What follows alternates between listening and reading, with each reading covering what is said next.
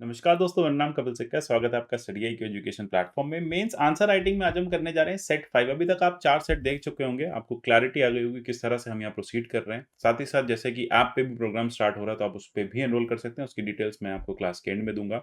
आज हम जो कीवर्ड करने जा रहे हैं वो कर रहे हैं क्रिटिकली इवैल्यूएट। कल हमने इवैल्यूएट किया था, आज थोड़ा क्रिटिकल इवैल्यूएशन करेंगे चीज़ों का और ज़्यादा जजमेंट वाइज करेंगे, प्रोज एंड कॉन्स को देखेंगे।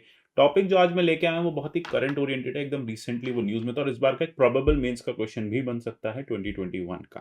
तो जानेंगे एग्जैक्टली कि क्या क्या चीजें क्रिटिकली इवैल्यूएट में हमें जरूरत पड़ती है, किस तरह से हम एक आंसर को अप्रोच कर सकते हैं। आप मुझे फॉलो कर सकते हैं इस चैनल पे, आप मुझे फॉलो कर सकते हैं कपिल लाइव पे। यहाँ से आपको पीडीएफ मिल जाएंगे, ये एक टेलीग्राम चैनल है। साथ ही साथ मुझे कपिल सिक्का ट्विटर हैंडल पे भी फॉलो कर सकते हैं। अपने डाउट्स आप मेरे से वहां भी पूछ सकते हैं।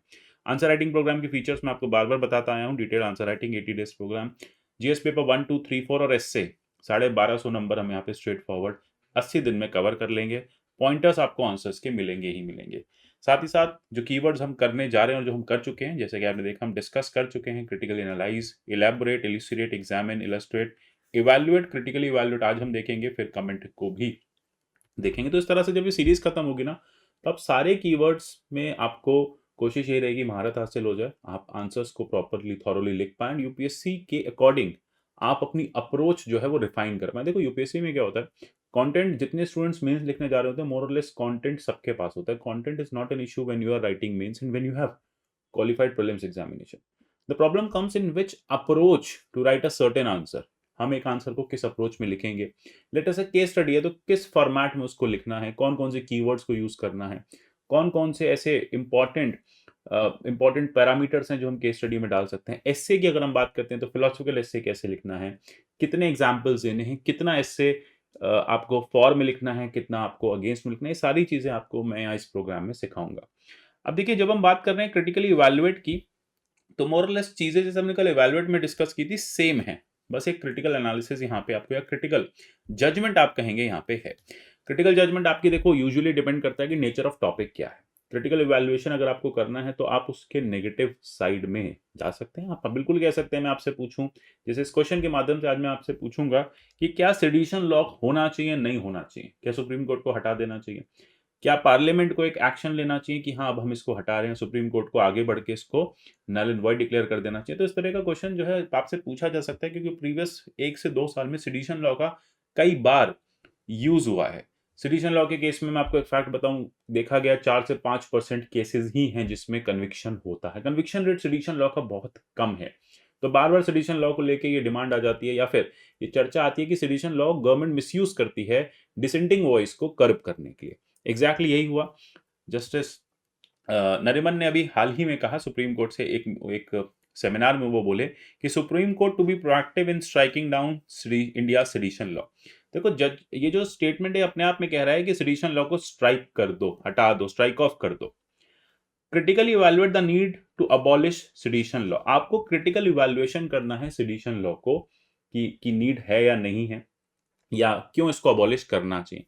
अब यहाँ जब हम जजमेंट के यहाँ जब हम एक कंक्लूजन लिखेंगे, एक जजमेंट देंगे, तो हम देखो कोई भी ऐसा लॉ जो गवर्नमेंट यूज करिए जिसमें अभी भी कन्विक्शन रेट बचा है। ऐसा तो नहीं है 0% कन्विक्शन रेट है, तो कन्विक्शन रेट तो अभी भी है। तो हम ये नहीं कह सकते कि नहीं सिडिशन लॉ एकदम खराब है, किसी काम का नहीं है, ब्रिटिश इरा लॉ है, विक्टोरियन इरा लॉ है, तो इसको बिल्कुल हटा दो। ऐसा नहीं है, कुछ ना कुछ गवर्नमेंट के भी यहाँ पे नेसेसिटीज हैं सिडिशन लॉ को मेंटेन करने की। ठीक है, तो हम इसको इसी वे में लिखेंगे। ज्यादा जो हमारा पार्ट रहेगा वो सुप्रीम कोर्ट की जजमेंट्स के थ्रू हम बार बार ये बताएंगे कि देखो सिडिशन लॉ में कुछ चेंजेस की जरूरत है। फाइनली हम कंक्लूजन में यही बताएंगे कि हाँ सिडिशन लॉ को आप फर्दर रिफाइन करके नैरो डाउन कर सकते हैं, मतलब कम से कम लोगों पे ये एप्लीकेबल हो, कम से कम केसेस में इसको उठाया जाए, चार्जेस बुक किए जाए। ऐसा नहीं कि हर दूसरा केस जो है, जो भी गवर्नमेंट को कहीं भी क्रिटिसाइज करता मिल रहा है, वो सिडिशन में बुक कर लिया जाए। तो एग्जैक्टली यही करेंगे हम। अब इसके स्ट्रक्चर अप्रोच की बात करते हैं। क्वेश्चन है क्रिटिकली इवैल्यूएट स्टेटमेंट को। नरीमन साहब का तो ये कहना है, जस्टिस नरीमन का तो ये कहना है कि सेडिशन लॉ को हटा दो। ठीक है, वो जज हैं, वो कह सकते हैं, लेकिन हम यूपीएससी कैंडिडेट है, हम इस तरह से ब्लंट होकर नहीं कह सकते कि नहीं हटा दो, ये लॉ किसी काम का नहीं है, इस लॉ का कोई फायदा नहीं। हम बिल्कुल ऐसा नहीं लिखेंगे। हम एक बहुत बैलेंस्ड रिफाइन आंसर यहाँ पे यूपीएससी को देंगे, जिससे यूपीएससी दोनों साइड से सेटिस्फाई रहे। मैंने आपको हमेशा समझाया कि पॉलिटी के आंसर्स में, इस तरह के आंसर्स में बंदूक हमेशा सुप्रीम कोर्ट के कंधे पे रख के चलानी चाहिए। मतलब जो भी सुप्रीम कोर्ट की जजमेंट्स हैं, फेमस जजमेंट्स हैं, उन्हीं को यूज करो। तो सबसे पहली बात है आपको ये बताना है, क्योंकि यहाँ पे मेंशन नहीं है what is sedition, what amounts to sedition. अगर यहाँ पे मेंशन होता स्टेटमेंट में व्हाट अमाउंट्स टू सेडिशन, तो आपको सेडिशन की डेफिनेशन देने की नेसेसिटी नहीं थी। But over here you can see that the definition of sedition is missing. You need to tell them what exactly is sedition. Definition section 124A ऑफ IPC, जैसा कि हमने देखा इसको आपने 1870 में ऐड किया, ब्रिटिशर्स ने इसको ऐड किया, ठीक है। तो सेक्शन 174 में सेडिशन आया। क्यों लाया गया था, 2 लाइन में ये भी बता दो, हिस्टोरिकल इंटरप्रिटेशन क्या है। ब्रिटिशर्स जो हैं वो इंडिया के जितनी भी वॉइसेस थी, जो जो इंडिपेंडेंस डिमांड कर रही थी, बाल गंगाधर तिलक जैसे लोग, बंगोबाशी केस आपको याद होगा, तो उनको कर्ब करने के लिए, कर्टेल करने के लिए लॉ लाया गया था। मतलब ये law anti democratic, anti democracy था। ये लॉ एंटी, साथ ही साथ आप कह सकते हैं freedom of speech and expression था ब्रिटिशर्स के टाइम में। अब बात आती है कॉन्स्टिट्यूंट असेंबली की। कॉन्स्टिट्यूंट असेंबली इसमें पूछा गया कि इस लॉ को क्या करें, इसको हटा दें। तो यही कहा गया कि over the time court decide करेंगी, पार्लियामेंट डिसाइड करेगी, लेकिन इस लॉ को हम कॉन्स्टिट्यूशनल बैकिंग नहीं देंगे, तो इसलिए इसको कॉन्स्टिट्यूशन में कहीं मेंशन नहीं किया गया। रादर देन कॉन्स्टिट्यूशन में आर्टिकल 19 को सर्वोपरि रखा गया। वहां पे ये कहा गया कि आपके पास freedom of speech and expression है, प्रोवाइडेड 19 क्लॉज 2 में ये कहा गया कि कुछ रीजनेबल रिस्ट्रिक्शंस लगाए जा सकते हैं। वही एक रीजनेबल रिस्ट्रिक्शन आप यहाँ पे सेडिशन में भी मान सकते हैं। तो एक हम ये भी डिबेट बताएंगे 19 और 124A के बीच की डिबेट, आर्टिकल 19 सेक्शन 124A। और कई बार हम ये भी क्रिटिसाइज करेंगे इसमें कि अब्यूज हो रहा है इस लॉ का डिसेंट को कर्व करने के लिए। Definition, punish any activity of individual that attempt to bring into hatred contempt towards government of India, ये इसकी डेफिनेशन है, सेक्शन 124A है। कॉलोनियल लीगेसी है, क्रिटिसाइज करेंगे। विक्टोरियन एरा लॉ है, क्रिटिसाइज करेंगे। एनाक्रोनिस्टिक इन नेचर है। क्या है, एनाक्रोनिस्टिक इन नेचर है। आप देखेंगे जिन कंट्रीज ने सेडिशन को स्टार्ट किया था वो सब हटा चुकी हैं। ब्रिटेन भी सेडिशन हटा चुका है, यूएस में भी सेडिशन के केसेस नहीं आते, ऑस्ट्रेलिया में भी सेडिशन के केसेस जीरो हो गए हैं। तो यहाँ पे बात यही हो जाती है कि सेडिशन लॉ अपने आप में देखो होना चाहिए बुक्स में, लेकिन उसको बहुत रेयर यूज करना चाहिए। सो अल्टीमेटली यही है कि कोई भी ऐसी चीज जो गवर्नमेंट का क्रिटिसिज्म है वो सेडिशन अमाउंट नहीं करती। यही बात हम आगे बताएंगे, क्योंकि जो भी क्रिटिकल एनालिसिस है, या फिर आप कहें कि डेमोक्रेसी में क्रिटिसिज्म एक बहुत एसेंशियल पार्ट है।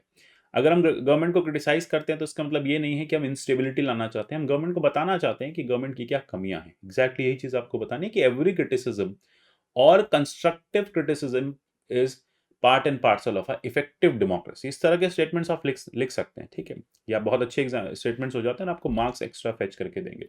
साथ ही साथ रीजनेबल रिस्ट्रिक्शन और 124A के बीच का बैलेंस, 19 के बीच का बैलेंस। एक तरफ आपके पास है freedom of speech and expression, दूसरी तरफ आपके पास है सेडिशन का लॉ। दोनों को बैलेंस करके चलना है, आपका freedom of speech and expression है। इसको आप बताएंगे केदारनाथ जजमेंट से कि कोर्ट ने भी कहा था कि एग्जैक्टली क्या क्या सेडिशन होना चाहिए। कोर्ट ने कहा कुछ भी आप गवर्नमेंट को क्रिटिसाइज करते हैं और उससे कोई भी वायलेंस इंसाइट नहीं हो रही तो वो सेडिशन नहीं है। देखो सेडिशन की डेफिनेशन यही कहती है कि एनी एक्ट और स्पीच, ठीक है, कुछ भी ऐसा है जो गवर्नमेंट के अगेंस्ट हेट्रेड लेके आती है, वायलेंस इंसाइट करती है, वो सेडिशन है। तो Kedarnath versus state of Bihar ये केस मेंशन करना नेसेसरी। यहाँ पे कोर्ट ने कहा कि आप गवर्नमेंट को क्रिटिसाइज कर सकते हैं, लेकिन अगर आपका क्रिटिसिज्म वायलेंस नहीं ला रहा, इंस्टेबिलिटी नहीं ला रहा, वो सेडिशन नहीं है। सिमिलरली पीएलआवी केस में भी यही कहा था कि स्लोगनिंग करना, ठीक है, क्रिटिसाइज करना पार्लियामेंट को, सेडिशन नहीं होता। सिमिलरली बलवंत सिंह में केस में भी यही कहा था कि खालिस्तान के नारे लगा देने से खालिस्तान बनाने की डिमांड नहीं कही जा सकती। मतलब एक पर्सन खालिस्तान जिंदाबाद के नारे लगा रहा है, इसका मतलब ये नहीं कि वो खालिस्तान ही चाहता है या फिर उसने सेडिशन कमिट किया। तो यहाँ पे कोर्ट ने यही कहा कि आपको ये देखना पड़ेगा कि क्या इंपॉर्टेंट है, राइट इंपॉर्टेंट है एक इंडिविजुअल का, freedom of speech and expression, या उसने वाकई जो एक्ट किया है उससे वायलेंस कमिट हुई है, हेट्रेड हुई है, ठीक है। ये आपको प्रूफ, मटेरियल प्रूफ होना जरूरी है। एक पर्सन ने लेट अस से पार्लियामेंट के अगेंस्ट स्लोगन लगाए, ठीक है, अब उसके स्लोगन लगाने से किसी को फर्क नहीं पड़ा, कोई इफेक्टिव चेंजेस नहीं आए सोसाइटी में, तो आप सेडिशन अमाउंट नहीं करेंगे। कह सकते हैं कि वो क्रिटिसाइज कर रहा है, वो अपना आर्टिकल 19 का राइट प्रैक्टिस कर रहा है। तो यहाँ पे हम ये केसेस जरूर मेंशन करेंगे। याद रखिएगा, मैं बार बार बता रहा हूँ, पॉलिटी में अगर आप केस लॉज मेंशन करते हैं तो आपको एक्स्ट्रा मार्क्स जो है वो फेच होते ही होते हैं। तो एग्जैक्टली यही आपको बताना है, तो इंपॉर्टेंट है। अच्छा, रीसेंट केसेस को जरूर बताना है। विनोद दुआ केस, दिशा रवि केस, दोनों केसेस में कोर्ट ने यही कहा था कि freedom of speech and expression if does not incite any kind of violence, does not bring hatred for the government, will not amount to sedition. और दोनों केसेस में, विनोद दुआ के केस में भी, दिशा रवि के केस में भी, दोनों को कोर्ट ने छोड़ दिया। तो ये रीसेंट जजमेंट्स भी देने बहुत नेसेसरी, याद रखिएगा। पेपर 2 में यूजुअली जो क्वेश्चंस आ रहे हैं वो करंट ओरिएंटेशन के होते हैं, हाल ही में कहीं ना कहीं आए होते हैं, तो इसलिए वहाँ पे करंट अफेयर्स डालना, करंट केसेस डालना नेसेसरी हो जाता है। साथ ही साथ आप ये भी बताएंगे कि ऐसी बहुत सारी कंट्रीज है जिन्होंने सेडिशन के लॉ को स्टार्ट किया था, बहुत पहले उनके यहाँ सेडिशन हुआ करता था, अब ये लॉ खत्म हो गया, ठीक है। यूएस जैसी कंट्रीज, यूके जैसी countries, Australia, New Zealand, progressive democracies की बात कर रहे हैं, ठीक है। हम इनफैक्ट नाइजीरिया जैसी कंट्री ने भी 1979 से सेडिशन लॉ को यूज ही नहीं किया। तो बात ये हो जाती है कि इंडिया में इसका ओवर यूसेज जो है वो होने लगा है। तो ये एक बड़ी बात हो जाती है कि इसका ओवर यूसेज होने लगा है, इसकी वजह से लॉ ऑफ सेडिशन जो है उसका क्रिटिसिज्म जो है बार बार आ रहा है। लेकिन अल्टीमेटली हम बोलेंगे यही बार बार कंक्लूजन में कि देखो, बैलेंस जो है वो जरूरी है। गवर्नमेंट सेडिशन को हटा नहीं सकती, क्योंकि बैलेंस मेंटेन करना इस समय लॉ एंड ऑर्डर के बीच में बहुत नेसेसरी है, लॉ एंड ऑर्डर का, freedom of speech and expression के साथ। तो स्क्रैपिंग ऑप्शन नहीं है। गवर्नमेंट क्या कर सकती है, गवर्नमेंट पार्लियामेंट एक नैरो डाउन करके प्रॉपर डेफिनेशन बता सकती है कि हाँ ये एक्ट हैं जो सेडिशन अमाउंट करेंगे। तो एक एग्जॉस्टिव लिस्ट जो है वो मेंशन कर सकती है, उससे सेडिशन का जो लॉ है वो भी कामयाब हो जाएगा, और लोगों के राइट्स यानी article 19 freedom of speech and expression, personal liberty भी आर्टिकल 21 बचा रहेगा। तो यही आपको बताना है कि आप क्लियरली, पार्लियामेंट को क्या बताना है कि आप क्लियरली ऐसे एक्ट डिफाइन कर दें, एक्टिविटीज डिफाइन कर दें जो टेरिटोरियल इंटीग्रिटी को के लिए नुकसानदायक हो, सोवरेनिटी ऑफ कंट्री को थ्रेट, ठीक है। तो इंपॉर्टेंट है कि एक एग्जॉस्टिव लिस्ट होना जरूरी है, या फिर एक डिटेल्ड डेफिनेशन सेडिशन की आज की डेट में होना जरूरी है। हर वो चीज जो गवर्नमेंट का क्रिटिसिज्म हो, सेडिशन नहीं कहलाई जा सकती। इस तरह से आप एक कंक्लूजन के साथ अपनी बात रख सकते हैं। आपने कंप्लीटली सेडिशन को हटाने के लिए भी नहीं कहा, लेकिन आपने सेडिशन में जो कमियां हैं, जो भी इस लॉ में चेंजेस की जरूरत है, वो आपने यूपीएससी को बता दिए। तो इस तरह से आप एक बैलेंस आंसर लिख सकते हैं, और क्रिटिकली इवैल्यूएट अब आपने कर दिया पूरे स्टेटमेंट का, और इसी तरह से आपको मार्क्स जो हैं वो अच्छे से मिल जाएंगे। तो आशा करता हूँ क्लैरिटी आ गई होगी। इस तरह के और क्वेश्चंस मैं सीरीज में लाता रहूंगा। साथ ही साथ मेंस आंसर राइटिंग का प्रोग्राम ऐप पे अवेलेबल है, वहां से परचेज कर सकते हैं, वहां और ज्यादा क्वेश्चंस डिस्कस हो रहे हैं। मिलते हैं अगले सेशन में, तब तक के लिए goodbye, take care and God bless you.